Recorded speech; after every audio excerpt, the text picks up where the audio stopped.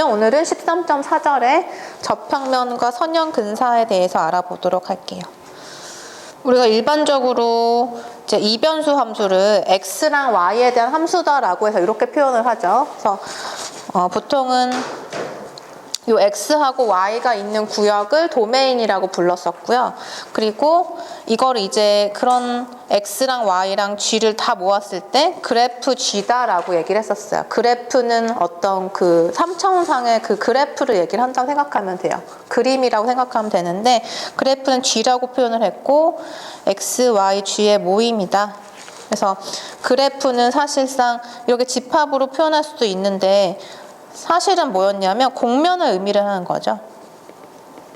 그러니까 surface를 우리가 이 이변수 함수에서 그래프라고 얘기를 했었고 x, y가 정의역이 되고 그것에 대한 함수값이 g다라는 거예요. 그래서 예를 들면은 이렇게 3차원 공간에서 예를 들면 뭐 이런 함수가 있다고 해볼게요.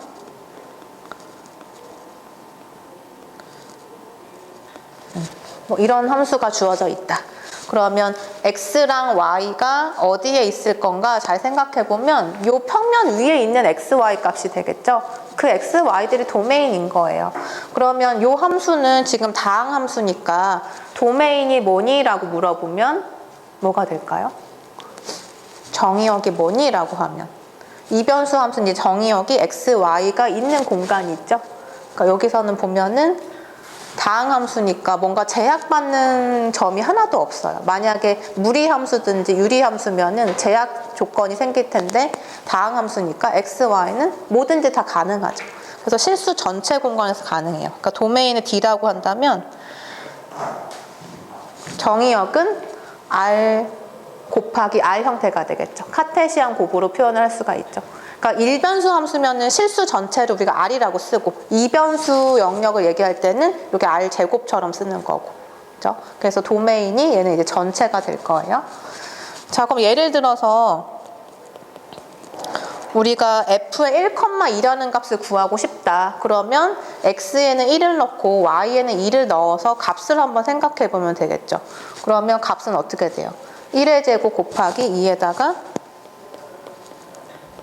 1 곱하기 2의 제곱이니까 2 더하기 4가 돼서 6이 되나요? 그죠? 그럼 이걸 이제 공간상에다 표시를 해보면 x는 1이고 y가 2일 때 교점이 있을 거고요. 이 점에서 대응하는 f라는 함수의 값이 6인 거니까 이 6이라는 값이 g의 값이 되는 거예요. 그러니까 얘를 이 위치에서 g의 값이 6인 점을 선택하면은 이 정도가 되겠죠. 이런 식으로 해서 f를 지금 1,2만 찍어봤는데 여러 가지를 다 찍어볼 수 있잖아요. 다 찍고 나면 결국에는 여기에 그려지는 게 뭐냐면 어떤 공면이 이렇게 그려진다는 얘기예요. 그렇죠? 왜냐하면은 직선상에선 점들을 다 모으면 선이 될 거고 이거를 이렇게 XY 공간상에서 다 점을 찍으면 공간이 하나 만들어지고 공면이 만들어지는 거죠. 면이 형성된다는 소리예요. 자, 그래서 이제 우리가 어떤 얘기를 할 수 있냐면 이제 이런 f, x, y라고 하는 이변수 함수에 대해서 공면이 하나 주어져 있다라고 했을 때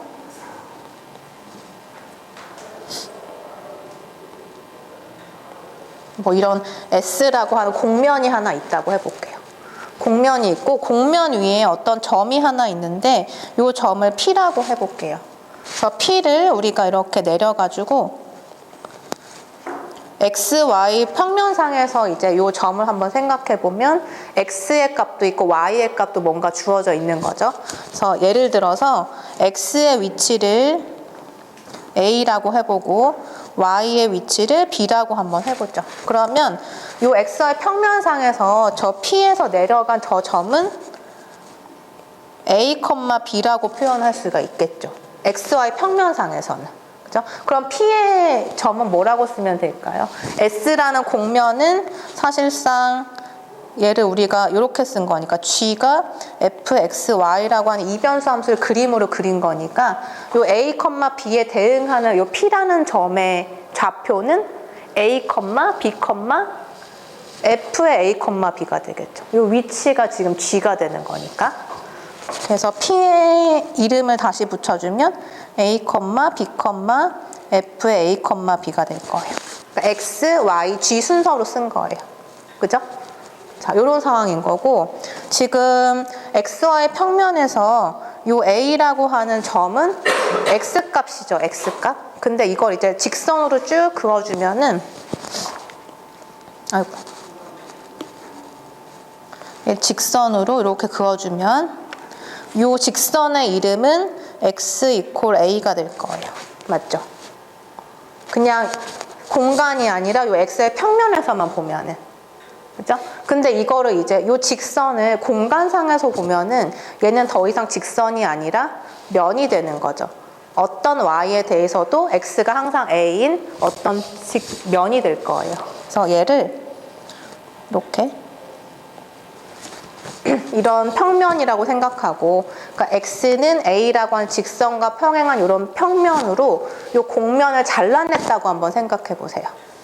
이 초록색 면으로 이 파란색 면이랑 만나는 그런 곡선을 한번 생각해 보면, 이 공면을 얘가 잘라냈다라고 생각하면 이 공면 위에 교차하는 어떤 곡선이 만들어지겠죠. 그렇죠?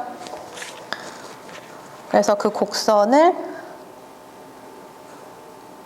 이렇게 한번 그려볼까요? 상상이 되나요, 여러분? 그러니까 이렇게 면이 하나 있는데, 이렇게 있는데 여기를 이렇게 잘라낸 거예요. 칼로 이렇게 잘랐다 생각하면 잘랐을 때 여기에 교차하는 곡선이 생기겠죠? 그 곡선을 지금 이렇게 그린 거예요.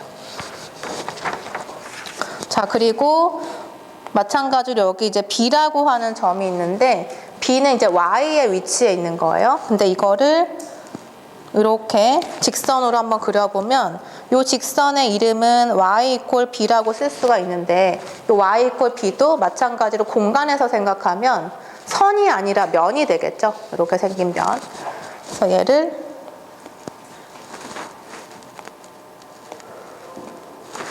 이렇게 해가지고 잘라냈다고 한번 생각해 보세요. 그러니까 위에 떠 있는 곡면이랑 지금 요 평면하고 이렇게 만난 거예요. 잘라냈을 때. 그럼 여기도 마찬가지로 이렇게 곡선이 이렇게 만들어지죠. 교차하는 곡선이라고 생각하면 돼요.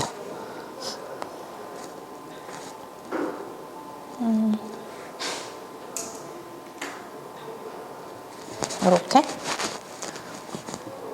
상상이 되죠? 자, 그래서 이제 첫 번째 곡선을 우리가 이 곡선을 C2라고 이름을 붙이고, 지금 만들어낸 이 곡선을 C1이라고 해볼게요. 자, 그러면 C1이라는 거는 결국엔 뭐하고 두 개가 만난 거죠? C1이라는 이 곡선은 S라는 곡면하고 이 파란색 면하고 만나서 이루어진 곡선이죠. 교차 곡선이죠. 그렇죠? 그러니까 Y는 B라는 평면하고 S하고 만난 게 지금 C1이에요. 그러니까 C1을 다시 기호로 쓰면은 S라는 곡면하고 Y = B라고 하는 평면이 만나서 이루어진 곡선이다. 그러니까 교차 곡선으로 생각하면 돼요. 그럼 C2는 뭐라고 쓸 수 있죠? S하고 X = A라는 평면하고 만나서 만들어지는 교차 곡선. 요거라고 생각을 해주면 되겠죠? 그래서 얘도 당연히 교차 곡선이 돼요. 자, 그럼 이 상황에서 우리가 또 뭘 할 거냐면, 지금 요 곡선 두 개가 만들어졌는데 요 P라고 하는 곡면 위의 점에서 접선을 그릴 거예요. 근데 접선은 여러분 몇 개 그릴 수 있을까요? P라는 점에서. 이렇게 곡면이 이렇게 위에 떠 있는데 P라는 점이 하나 있고 여기다 이렇게 접선을 쭉 그릴 수 있어요. 엄청 많이 그릴 수 있죠. 접하는 선은 너무 많으니까. 근데 방향을 두 가지만 정해요. 딱 여기 지금 X는 A라는 직선하고 평행한 그 접선하고 Y는 B하고 만나는 여기에서의 접선하고 딱 두 가지만 그려보는 거예요. 자, 그래서 지금 C1 위에서 접선을 하나 그려요. 여기에서 접하는 접선을 하나 그린다. 그래서 이거를 우리가 T1이라고 이름을 붙여볼게요. C1이라는 곡선하고 만나는 접선의 그래프를 T1이라고 해보자. 그리고 반대로 지금 C2라는 곡선이 요 위에 있죠? 얘도 마찬가지로 P 위에서 여기에다가 접선을 긋는 거예요. 그러면 이렇게 해서 접선이 또 하나 만들어지고 얘 이름을 C2 위에 있는 거니까 얘도 인덱스드 2를 써서 T2라고 한번 해보죠. 그러면 결국에는 뭘 만들어낸 거냐면 곡면 위에 P라는 점이 하나 있는데 그 P라는 점을 지나는 접선이 두 개가 교차하고 있고 그 접선 두 개가 있으면 그 접선 두 개를 포함하고 있는 평면을 하나 만들어낼 수 있어요. 우리 평면의 방정식 구성할 때 조건들이 뭐 많이 있을 수 있는데 점 하나가 있고 방향이 결정되면은 평면이 하나 만들어지죠.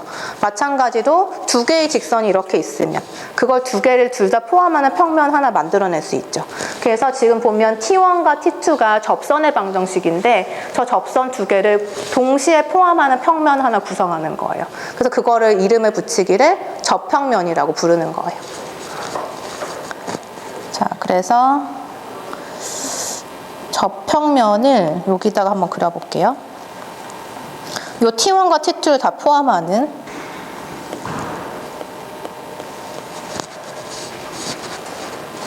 그러니까 이렇게 지금 곡면이 이렇게 있다고 하면은 요 한 점에서 접하는 이런 평면이 하나 있는 거예요. 이 평면을 접평면이라고 부른다. 그러니까 곡면이 있고 그 위에 이렇게 접하는 면. 이걸 지금 구성한 거죠. 근데 이거 구성할 때 이렇게 두 개의 T1과 T2를 포함하는 평면을 접평면이라고 정의를 한 거예요. 그렇죠? 어려운 얘기는 아니에요. 자, 그래서 이제 T1하고 T2라고 하는 두 개의 접선을 구성을 했는데 T1의 모양을 잘 보면은 T1은 지금 방향이 어떻죠? T1이란 접선은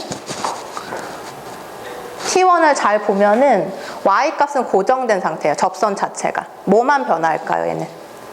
T1을 쭉 보면은 Y값은 B로 고정이 된 위에서 지금 정의가 되고 있고 X값만 변하는 직선이죠. Y는 여기 고정돼 있고 여기 T1 직선 보면은 접선이. 그러니까 T1의 접선의 기울기를 한번 생각해 보고 싶다면 우리가 편도 함수를 떠올리면 돼요. 편도 함수가 뭐였냐면 X하고 Y 중에 하나는 상수처럼 고정되어 있는 거고 나머지만 변화하는 변화율로 살펴봤었죠. 그럼 T1을 보면은 Y는 고정되었지만 X 값들은 계속 변하는 상태잖아요. 그러니까 얘의 기울기는 뭐라고 쓰면 돼요? F라는 함수에 대해서 X의 변화율로 보면 되는 거죠. 그래서 T1의 접선의 기울기는 F의 X라고 표현하면 돼요. 그러니까 편도 함수, X에 대한 편미분 값으로 되겠죠. 근데 지금 어느 점에서 우리가 생각하고 있냐면 여기 A, B 위에서 지금 접선을 그린 거잖아요. 그러니까 얘도 접선의 기울기를 찾으려면은 A, B에서의 편도 함수를 찾으면 된다. 이렇게 얘기할 수 있고 T2의 기울기도 마찬가지예요. T2라고 하는 요 직선도 잘 보면은 요 P라는 점에 접하는 접선인데 요 T2는 잘 보면 뭐가 고정되어 있어요? T2가 위치하는 데서 보면 A 값으로 고정되어 있고 지금 Y 값만 이렇게 변화하고 있죠. 그 직선의 기울기 자체가. 그러니까 이것도 기울기를 찾으려면 F의 편도 함수, F의 Y에 대한 편미분 값을 알면 기울기를 찾을 수 있다는 얘기예요. 자, 그래서 이제 요 T1하고 T2를 동시에 포함하는 이런 평면을 우리가 뭐라고 하냐면 접평면이라고 부른다. 이게 약속이에요. 접평면에 대한 약속. 그럼 접평면은 우리가 어떻게 표현할 수 있냐면 지금 그림은 이제 똑같은 그림이고요. 여기서 다른 거는 지금 여기 P점을 X값을 우리 아까 A, B라고 했잖아요. 책에서는 X0, Y0라고 썼어요. 그냥 차이예요. 자, 그래서 이제 접평면의 방정식을 한번 찾아보자. 그러면 지금 접평면이 뭔지는 설명을 했고 요 그림상에서 보면은 곡면이 요 파란색 그리고 그 위에 접하는 요 면이 주황색 면이에요. 얘를 접평면이라고 할 건데 접평면의 방정식은 접평면도 어쨌든 평면이잖아요. 그러니까 평면의 방정식을 먼저 생각을 해보는 거예요. 그러니까 평면의 방정식을 우리가 이런 식으로 표현했었죠. 평면의 방정식의 형태. 그래서 이때 A하고 B하고 C를 우리가 뭐라고 했었죠? 평면에서? 방향이죠. 법선 벡터예요. 그쵸? 평면에 방향이 있고 평면에 지나는 점이 있으면 이렇게 평면의 방정식 구성할 수 있었어요. 그래서 저평면도 역시 마찬가지로 이런 형태를 유지할 것이다. 왜냐하면 저평면도 평면이기 때문에. 그럼 이런 식을 우리가 이 아래에 있는 식처럼도 표현할 수가 있어요. 왜 이렇게 되나요? 이거 뭐 한 거죠, 지금? 첫 번째 식에서 두 번째 식 올 때는? 여기 좌변에 보면 G-G0가 있고 여기에는 앞에 C가 있으니까 양변을 라지 C로 나눈 거예요. 쭉 나눠주면은 여기는 C분의 A가 되고 여기는 C분의 B 1. 그래서 이거를 이쪽으로 다 넘겨서 정리한 식이 바로 이 식이에요. 다 똑같은 식인 거예요. 그래서 평면의 방정식을 우리가 이렇게 쓸 수가 있는데, 그죠? 그리고 여기서 보면은 노멀 방향이 A, B, C라는 것도 알고 있고요. 자, 그래서 평면의 방정식이 이런 식으로 표현이 되는데, 지금 저평면하고 Y는 Y0라고 하는 평면, 그러니까 여기에서 보면은 여기 점이 지금 X0, Y0가 되고, 그리고 Y 이퀄 Y0라고 하는 거는 이런 평면이 되겠죠. 아까 설명한 거랑 똑같아요. 요 기호만 달라진 거예요. 요 평면하고 저 평면이 요 주황색이라고 치면은 요 주황색 평면하고 요 파란색 평면하고 만났을 때는 또 뭐가 생길까요? 평면과 평면이 만났으니까. 직선이 하나 만들어지죠. 교선으로. 그 직선을 생각해 보면 얘가 이제 평면의 방정식이고 얘도 평면인데 두 개가 만났어요. 만나면 뭐 하면 되죠? 식을 연립하면 되죠. 그래서 Y 이퀄 Y0를 여기다가 대입을 한번 살짝 해보면 얘가 없어지죠. Y가 Y0니까. 그러면 남는 식이 요만큼만 남게 돼요. 그래서 지금 남은 식이 이렇게 되는데 요 식을 보면은 이 식은 무슨 방정식이 됐나요? 직선이죠. 그죠? 왜냐하면 평면과 평면이 만나서 교차한 거니까. 직선이 되고 Y는 Y0로 남아있는 거예요. 그래서 지금 요만큼 남아있는 거의 형태는 뭐냐면 요 주황색이 저평면이라고 하면 요 평면하고 이렇게 잘라냈을 때 만난 직선이 하나 만들어지는 거예요. 그러니까 그게 바로 뭐가 될까요? 우리 아까 얘기했듯이 뭐가 되죠, 여러분? 여기에서 보면은 그림상에서 보면은 누가 될까요? 주황색 평면하고 요 파란색 평면 만났을 때 교선이 만들어지고 그 교선이 T1이라고 하는 요 직선이 된다는 거예요. 그러니까 아까 그림에서 다시 돌아가서 보면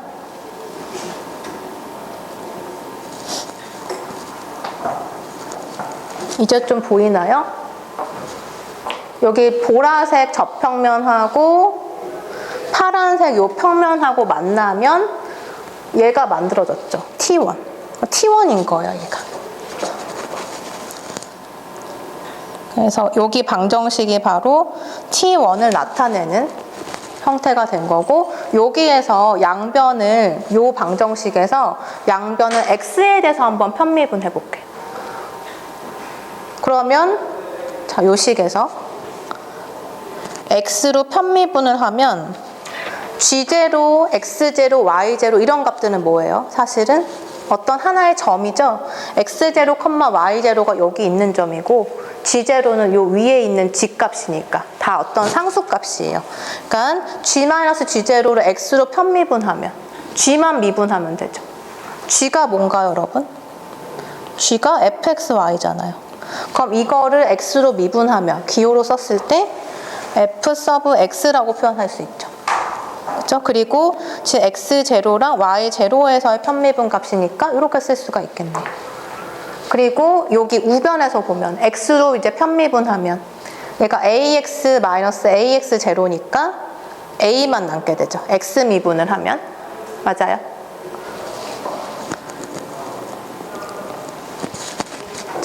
그래서 이제 a라고 하는 값이 여기에서 보면은 어떤 평면의 방정식의 앞에 있는 x 앞에 있는 방향을 의미하는 건데 걔가 결국에는 편도함수로 표현이 된 거예요. 그러니까 f 서브 x가 a랑 같아진다. 이렇게 얘기를 할 수가 있고 마찬가지로 위식에서 자, 요 지금 평면의 방정식에다가 이번에는 뭘 하면 될까요? 똑같이.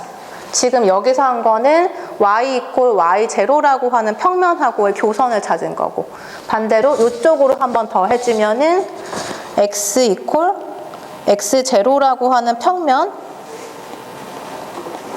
하고 요 저평면하고 만나는 교선을 찾아주면 연립하면 되는 거죠. 마찬가지로. 그래서 두 개를 이제 연립을 해주면은 x가 x0랑 만나는 거니까 여기에다 넣었을 때 이 부분이 없어지게 되고 g-g0가 b의 y-y0라는 식이 남게 돼요. 그죠?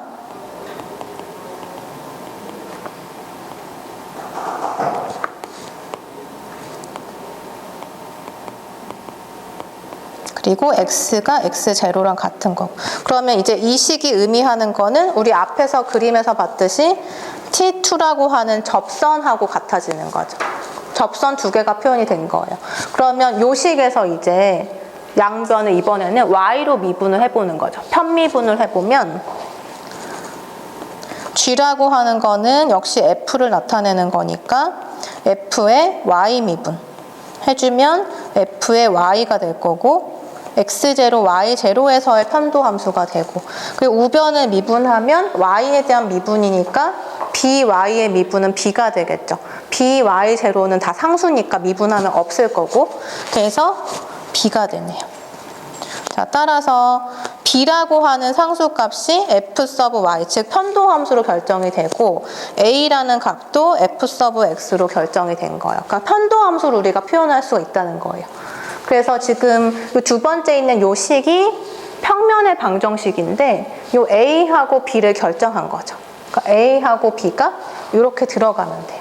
그래서 a 자리에다가 우리가 f 서브 x를 넣고 b 자리에다가 f 서브 y를 집어넣게 되면 완성된 식이 이제 요 아래에 있는 식이에요. g-g0는 a 대신에 f 서브 x x에서 x0 빼고 b 대신에 여기 f 서브 y를 집어넣은 거예요. 그리고 y-y0. 그래서 이 마지막에 있는 요 식이 바로 우리가 찾던 저평면의 방정식이 되는 거죠.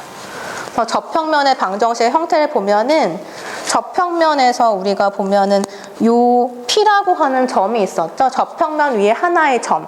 여기에서 접하는 평면을 하나 구성한 거잖아요. 그렇죠? 그래서 P라고 하는 점이 일단 중요해요. P라는 점이 필요하고 여기에서 방향은 뭐냐면 각각의 X방향과 Y방향의 편도함수다라는 거. 그래서 요 식만 이제 잘 기억했다가 편도함수를 잘 구하고 저평면 방정식을 구할 수 있으면 돼요.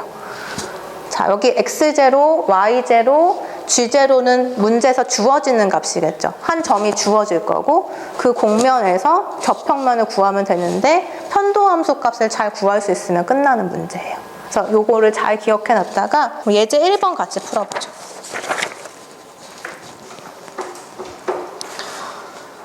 자, 1,1,3에서 타원 포물면에 대한 저평면을 구해라 라는 문제네요. 일단은 그림으로 잠깐 예상을 해보면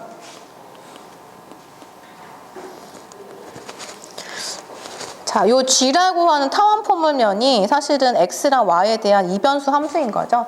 2x제곱 더하기 y제곱으로 구성되어 있고 그러면 만약에 원점에서는 어디에 대응이 될까요? x도 0이고 y도 0이다? 그러면 g값이 0이 되죠. 그래서 0에 찍히고 그다음 예를 들어서 x가 1이고 y가 1이다. 그럼 요 점에서는 어디에 대응이 될까요? 함수값이 1,1에 여기다 넣어주면은 3이 되겠네요. 그렇죠? g값이 3에 대응이 돼요. 그러니까 이런 식으로 해서 모든 x, y에 대해서 쭉 그림을 그리면 우리가 잘 알고 있는 타원 포물면이 만들어지는 거예요. 그냥 눈으로 봐도 어느 정도 그릴 수 있겠죠. 왜냐하면 우리가 이렇게 연습했었잖아요. 하나씩 지워가면서. 자, 만약에 g하고 x제곱, 그러니까 g하고 x와의 관계만 보면은 곡선이죠. 포물선. 그죠? x축하고 g축. 이런 모양일 거고, 이렇게 관계를 보면 y축하고 g축에서 yz 평면에서 보면은 마찬가지로 g = y제곱이니까 이렇게 보여질 거고, 그 다음에 g라고 하는 값에다가 어떤 상수값을 쭉 넣어보면은 타원이 만들어지죠. 그러니까 위에서 보면은 이렇게 뭐 이런 면이 만들어진다는 거예요. 근데 여기에서 보면은 1,1,3에서의 접평면이니까 지금 여기가 1,1에 위치해 있는 거고, 1,1을 여기다 우리가 집어넣으면 값이 3이었으니까 그 3에서의 요 점에서의 접평면, 이렇게 접하는 평면을 하나 구성을 하면은 얘 방정식이 어떻게 될 거냐라고 물어본 거예요. 그렇죠? 자, 그러면 일단 우리가 fxy를 2x 제곱 더하기 y제곱이라고 하면 되고, 요 각각의 편도함수 값이 필요해요. 그러니까 fx 구하고 fy를 구해야 되죠. 그러니까 f sub x를 구하고 f sub y를 구하고, 지금 주어진 값이 1,1이니까 1,1에서의 값을 구하면 돼요. 자, 그럼 f의 x 미분은 어떻게 되죠? 우리 요거 계산할 때는 y는 상수처럼 생각하자. 그럼 2x제곱의 미분이 4x가 될 거고, 그죠? y제곱 더한 건 x에 대해서 미분하면 그냥 0이죠. 그 다음에 fy는 2x제곱 미분했을 때 y에 대한 미분이니까 x는 그냥 상수 처리하는 거예요. 0이 돼버리고 y제곱 미분하면 2y가 되겠네요. 그래서 이제 1,1이라고 하는 주어진 점에서의 편도함수 값을 구하면 fx는 x가 이제 1이 들어가니까 4가 될 거고, y가 1일 때니까 fy 값은 2가 될 거예요. 맞죠? 그 다음에 지금 주어진 점이 1,1,3이니까 따라서 접평면의 방정식은 g에서 g값 3을 빼고, 그 다음에 여기 들어가는 값이 아까 f sub x였어요. 4에다가 x에서 x의 점 1을 빼고, 그 다음에 y에 f sub y 값 넣고 y에서 y의 점 1을 빼주고, 요게 이제 접평면의 방정식이다. 구할 수 있겠죠? 자, 이렇게 구했어요. 그 다음에 얘를 좀 정리를 해볼까요? g는 하고 정리를 하면 4x 더하기 2y 마이너스 4, 마이너스 2, 그리고 마이너스 3 넘어가서 정리를 하면 4x 더하기 2y의 마이너스 3이 되겠네요. 그쵸? 그래서 지금 g는 4x 더하기 2y 마이너스 3이다 라는 접평면의 방정식을 얻어냈어요. 근데 우리가 이제 수학 공부를 하다 보면 용어 중에서 여기 아래에 있는 리니어라는 단어가 많이 나오게 돼요. 리니어라는 거는 보통 1차식을 의미를 하는데, 이 접평면의 방정식을 보면 x하고 y라는 변수에 다 1차예요. 그러니까 x에도 아무것도 제곱된 것이 없죠. 1차예요. 그래서 이걸 우리가 선형식이라고 얘기하고 리니어 이퀘이션이라고 하죠. 그래서 접평면을 생각하면은 접평면은 이렇게 구부러지지 않잖아요. 이렇게 펴져 있는 그냥 평면이죠. 그러니까 이걸 1차식이라고 부르는 거예요. 자, 그러면 이제 우리가 왜 이런 접평면의 방정식을 구해야 되는가? 이유에 대해서 알아야 되는데, 일단 이유는 여기에 있어요. 접평면을 왜 구해야 되는가? 자, 잘 생각해 보면 이렇게 공면이 이렇게 있다고 해볼게요. 공면이 있는데 내가 예를 들어서 이 공면의 방정식이 지금 요 우리 예제 1번처럼 이렇게 간단한 형태가 아니라, 예를 들면 뭐 2x 제곱에 뭐 y의 탄젠트 x 더하기 막 엄청 복잡한 식으로 구성이 돼 있다 라고 했을 때 그런 공면이 막 이렇게 생겼는데, 내가 예를 들어서 x 값이 1.0001이고 y 값이 0.99959 막 이렇게 지저분한 숫자에 대한 함수 값을 구하고 싶은 거예요. 근데 지금 내가 지정한 요 x랑 y 값도 소수점이 막 들어가서 복잡한 식인데, 거기에다가 이 식마저 막 복잡한 식이면은 이런 공면에다가 어떤 함수 값을 계산하고 싶을 때 계산 자체가 되게 복잡해지겠죠. 그렇죠? 그래서 이 복잡함을 어떻게 해소할 것인가가 바로 접평면이 해결을 해줄 거예요. 왜냐하면 접평면이 뭘까요, 여러분? 우리가 왜 이런 걸 구하냐면 지금 공면에서의 점을 이 문제는 사실 되게 간단하게 구할 수 있어요. 1,1이면은 우리 이 값 넣었을 때 3 되는 거 바로 알 수 있죠. 그렇죠? 그러니까 함수가 너무 좋아서 그런 거예요. 근데 함수가 만약에 엄청 복잡해지면은 이게 의미가 없어져요. 저 계산기도 써야 되고 되게 복잡해진다는 거예요. 근데 만약에 지금 1,1이라고 하는 점에서 우리가 접평면을 구했는데 1,1에서의 정확한 값은 3이었죠. 공면에서. 근데 여기 접평면을 생각해 보면은 접평면은 공면에 딱 붙어 있잖아요. 그러면 공면이 이렇게 있고 접평면이 있다고 하면은 그 접하는 접점 주변에서는 오차가 별로 없죠.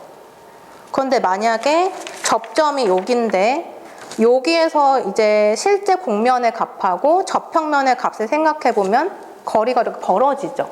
오차가 아주 커지는 거예요. 대신에 바꿔서 얘기하면은 접점 주변에서는 원래 공면에서의 값이나 접평면에서의 값이나 아주 근사한 오차밖에 없겠죠. 그러니까 여기서도 보면은 1,1이라고 하는 이 위치에서 주변에서는 실제 이 공면 위의 점의 값이나 접평면에서의 값이나 별로 차이가 없어요. 왜냐면 가까이 있으니까. 근데 얘가 만약에 값이 막 벌어져서 1,1보다 더 멀어진 점 있죠. 예를 들어서 뭐 100,100이다. 거기서는 어떻게 될지 모르죠. 왜냐하면 요 실제 공면하고 접평면의 거리가 멀어지면 값이 그냥 그러니까 값이 의미가 없어지는 거죠. 그래서 접평면을 왜 구하냐면 지금 얘기한 것처럼 이 함수의 값이 되게 복잡해서 우리가 계산하기 힘들 때 접평면을 구해주면은 접평면은 여기서 보듯이 다 1차식이에요.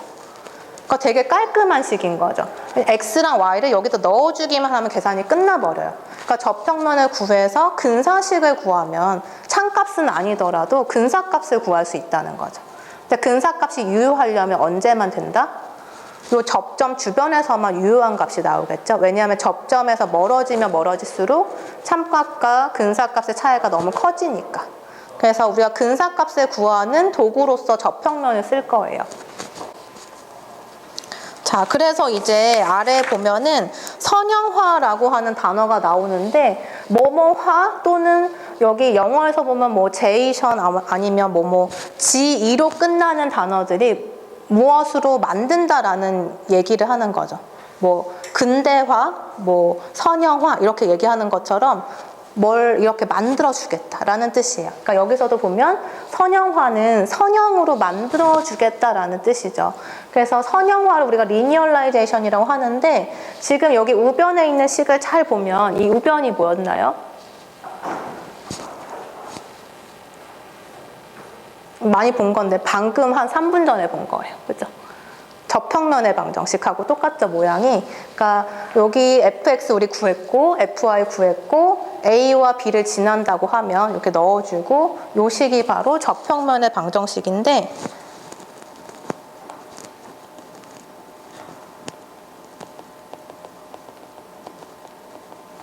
접평면은 위에서 보면 자, 여기서 봤듯이 다 1차식이에요.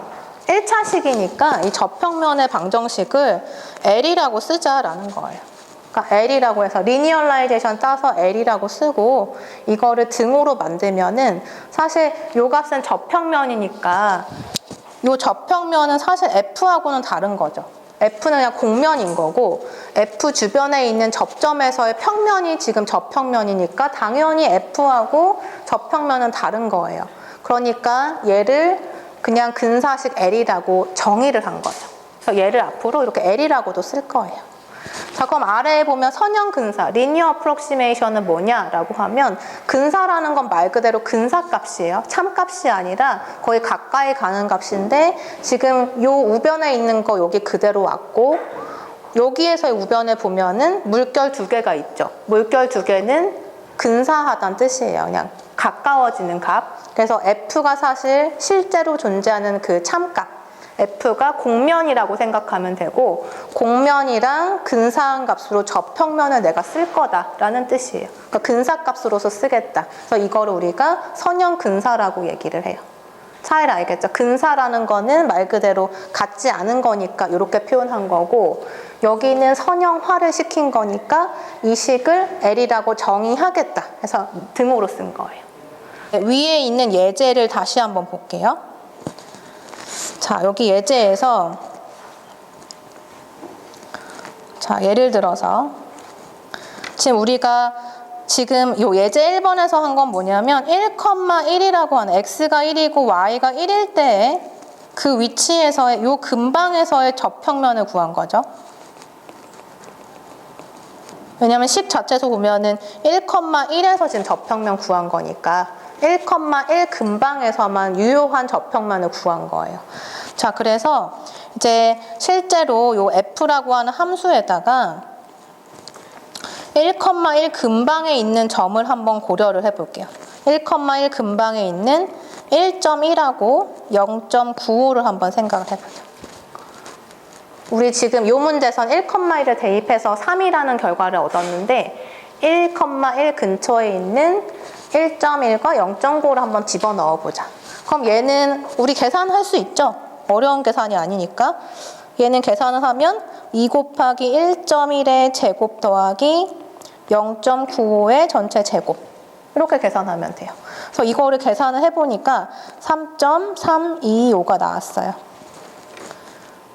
자, 그리고 이제 우리가 여기 아래에서 보면은 L이라고 하는 선형화 리니어라이제이션을 지금 이 식으로 본 거죠.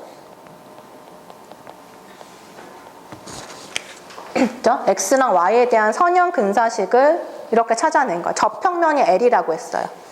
근사식. 그러면 X랑 Y에다가 똑같이 얘랑 비교를 한번 해보는 거예요. 자, L에다가 1.1, 0.95를 넣었을 때 자, 4x 더하기 2y-3이니까 4에다 1.1 곱하고 더하기 2 곱하기 0.95 거기에서 3을 뺀다.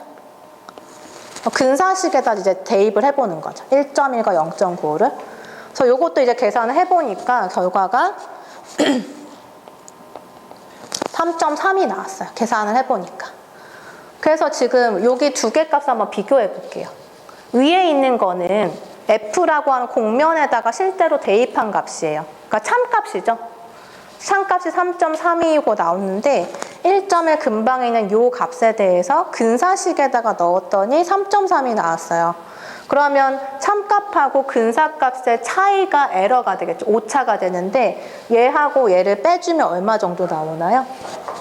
0.025만큼의 차이가 발생한 거죠. 0.025만큼의 차이면 사실 되게 작잖아요.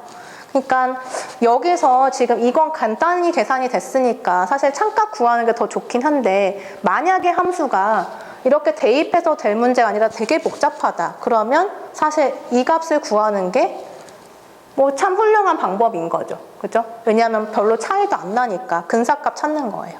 그래서 이렇게 유효한 값을 찾을 수가 있는데 대신에 우리가 지금 예제 1번에서 뭐 한 거냐면 1,1 근방에서의 접평면을 구한 거예요. 그러니까 지금 1,1 근방에서는 이렇게 근사값을 구해도 거의 근사한 값이, 좋은 값이 나온 건데 예를 들어서 이번에는 F에 2,3을 한번 넣어볼까요? 그러니까 1,1에서 조금 더 떨어진 점을 한번 대입해 보는 거예요. 그러니까 2,3을 한번 넣어보면은 F에 2,3도 뭐 계산이 어렵진 않죠, 여러분. 여기다가 2 넣고 3 넣으면 돼요.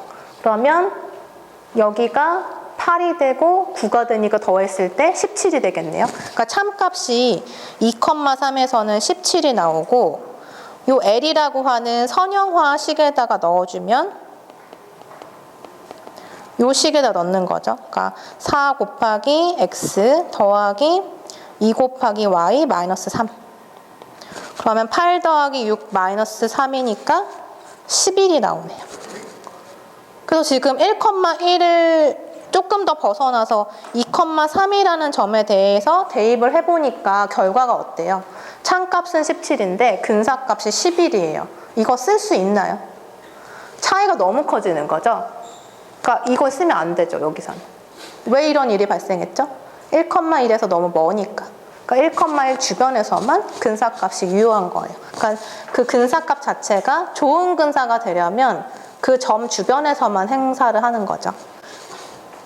그래서 오차가 이렇게 크게 벌어지더라라는 거 확인했고, 그래서 이제 중요한 거는 선형화든 선형근사든 A, B에서, 그러니까 어디에서 우리가 접평면을 구하는 것인가, 어디에서 선형근사를 했는가, 이 어디에서 한 건지가 가장 중요한 거예요. 얘가 정말 중요한 정보인 거죠.